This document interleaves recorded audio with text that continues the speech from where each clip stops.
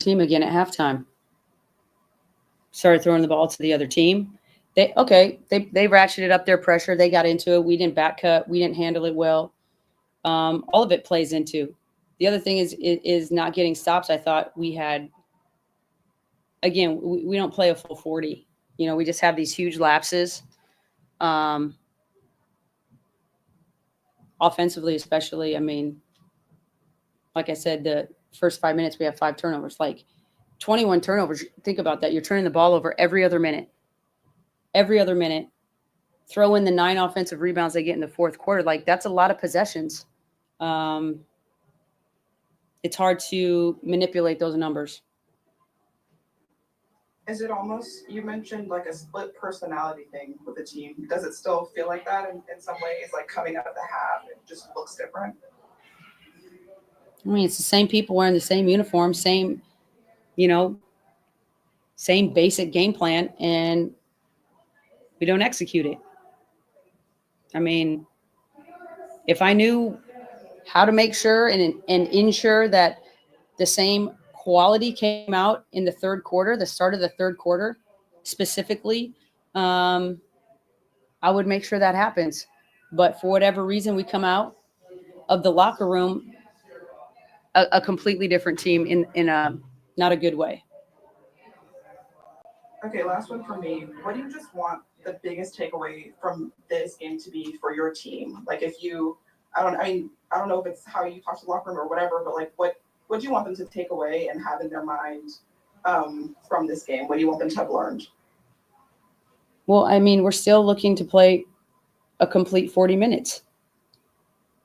And until we learn to do that, we'll continue to lose. The huge lapses with the turnovers are just about impossible to overcome. And on nights, when you don't get a great shooting night, some of that is our decisions on shots. It's not just decisions on when to pass, when not to pass.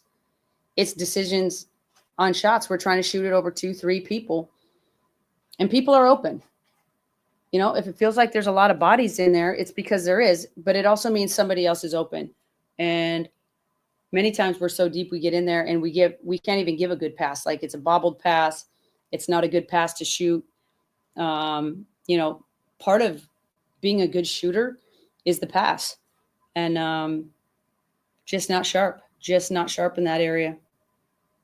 All right, we'll go to Nikias. Hi, Coach. I guess just bouncing off of the turnovers in the offense in general. Like, have you found the need to kind of, I don't know, do you feel like you've needed to call more sets just to kind of settle things down offensively? Do you feel like they're finding the right balance of what to run, how to space? I feel like when we call a play, we sometimes run it decently. The whole thing about having an offense, it doesn't matter what offense you're running. If you don't screen for each other to get each other open, you don't create any advantage. The whole point of screening is to create a mathematical advantage for yourself. And we don't do that. So we're playing with bodies in front of bodies, and it turns into a lot of dribbling and a lot of one-on-one. Part of our lack of ball movement is cutting, is getting somebody open. So, the two go hand in hand. But if we're just going to play a game where they get to stay between us and the basket the whole time, and we never create these advantages either with screening or cutting hard or movement, it's going to be a long season. Thank you. All right, is anyone else on Zoom? All right, thank you, Coach. Thank you, everyone.